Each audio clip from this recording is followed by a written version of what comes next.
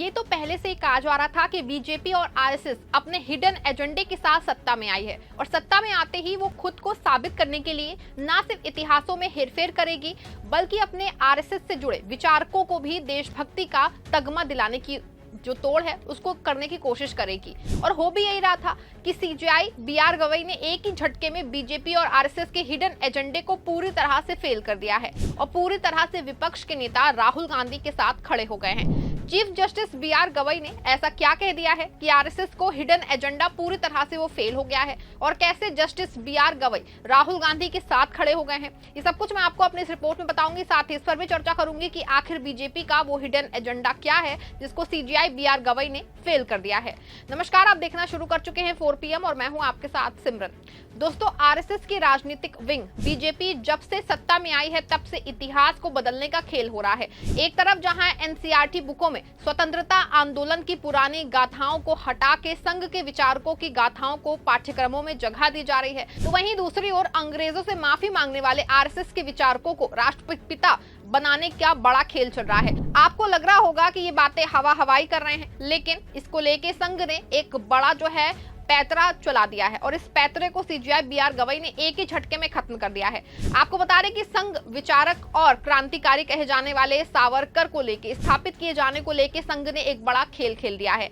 वैसे इसके सावरकर को राष्ट्रपति महात्मा गांधी जैसा बनाए जाने का खेल चल रहा है। इसकी कोशिश ना सिर्फ सत्ता पक्ष के लोग कर रहे हैं बल्कि इसको लेकर एक रिट याचिका सुप्रीम कोर्ट में दायर की गई थी। आपको बता दें कि पिछले दिनों वीर सावरकर को लेकर देश में बड़ा बवाल हुआ था जब राहुल गांधी ने एक मन से ये कह दिया था कि मैं कोई सावरकर नहीं हूं जो माफी मांगूंगा, मैं गांधी हूं और गांधी कभी माफी नहीं मांगता है। आपको बता दें कि इस बात को लेकर काफी बवाल बढ़ गया था कि आरएसएस विचारक सावरकर को क्यों इस तरह से कह दिया गया।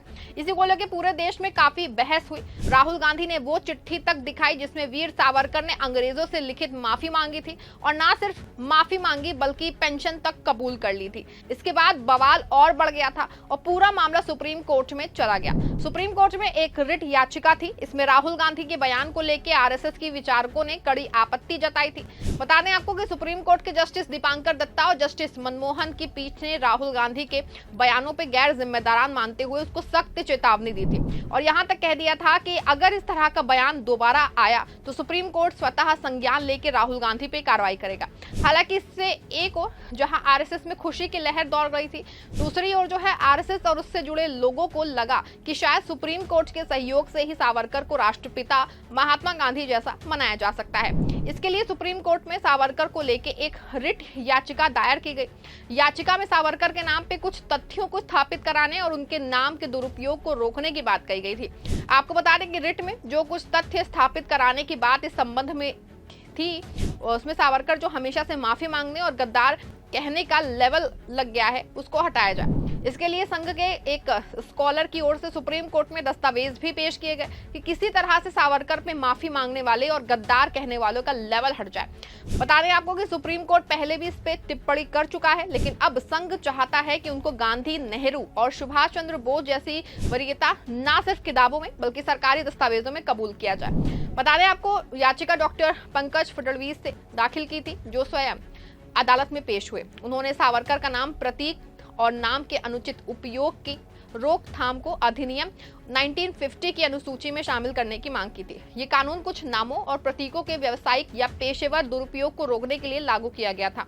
आपको बता दें कि अगर सावरकर का नाम इस अनुसूची में शामिल हो जाता तो विनायक दामोदर सावरकर का सम्मान महात्मा गांधी, सुभाष चंद्र बोस, भगत सिंह जैसे बड़े स्वतंत्रता संग्राम सेनानियों में शामिल हो जाता। लेकिन आरएसएस की इस मंशा पे सीजेआई बीआर गवई और उनकी पीठ ने पूरा पानी फेर दिया है। आपको बता दें कि फडणवीस ने कोर्ट में कहा कि मैं 65 इयर्स का हूं और पिछले 30 वर्षों में सावरकर पे शोध कर रहा हूं। मेरी प्रार्थना है कि लोकसभा अध्यक्ष को निर्देश दिया जाए कि वे सावरकर का नाम इस अधिनियम की अनुसूची में शामिल करें। ये मेरा मौलिक कर्तव्य है। विपक्ष के नेता मेरे कर्तव्यों में बाधा नहीं बन सकते। इस पे जो है वो जस्टिस बीआर गवई और एम मसीह की पीठ ने कहा कि इसमें आपका कौन सा मौलिक अधिकार उल्लंघन उसमें हो रहा है। हम इस तरह की याचिकाएं नहीं सुन सकते, हमें अपने इसमें हस्तक्षेप करने का कोई अधिकार नहीं दिखता। मांगी गई राहत नहीं दी जा सकती, याचिका खारिज की जाती है। आपको ये बता दें कि याचिका के खारिज होने से जहां एक ओर आरएसएस द्वारा सावरकर को महात्मा गांधी जैसे बड़ा स्वतंत्रता सेनानी बनाने का खेल खत्म हो गया है, दूसरी ओर राहुल गांधी की पुरानी बातों में मोहर लग गई है। बता दें आपको, सुप्रीम कोर्ट ने यह मानने से इनकार कर दिया है कि सावरकर को संविधान के 1950 की अनुसूची में शामिल करने को कोई अधिकार ही नहीं है। और सुप्रीम कोर्ट ने विपक्ष के सवाल पे ये बात भी साफ तौर पे कही है कि ये विपक्ष के नेताओं की संवैधानिक अधिकार है और किसी भी तरह से इसको निरस्त नहीं किया जा सकता है। सुप्रीम कोर्ट ने साफ कर दिया है कि ये सीधे तौर पे मौलिक अधिकारों को उल्लंघन है और किसी भी दिशा में इस पे रोक जो है वो नहीं लगाई जा सकती है। ऐसे में जहां एक ओर आरएसएस और उससे जुड़े लोगों को जोर का झटका लगा है, दूसरी ओर कांग्रेस में खुशी की लहर है।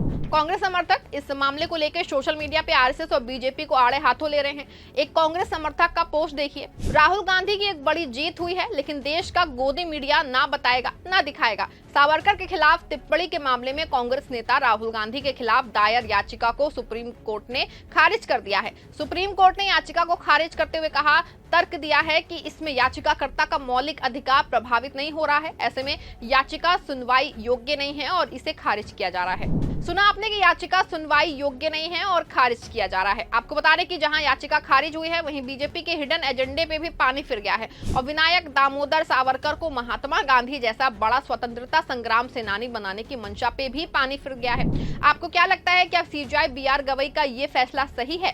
क्या चीफ जस्टिस ये फैसला देकर राहुल गांधी के साथ नहीं खड़े हो गए हैं?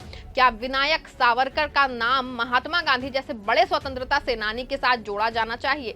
क्या विनायक दामोदर का नाम 1950 की अनुसूची में शामिल किया जाना चाहिए? आपकी जो भी राय है कमेंट में जरूर लिखिएगा। खबर अच्छी सच्ची लगी हो तो खबर को लाइक और शेयर भी जरूर करिएगा।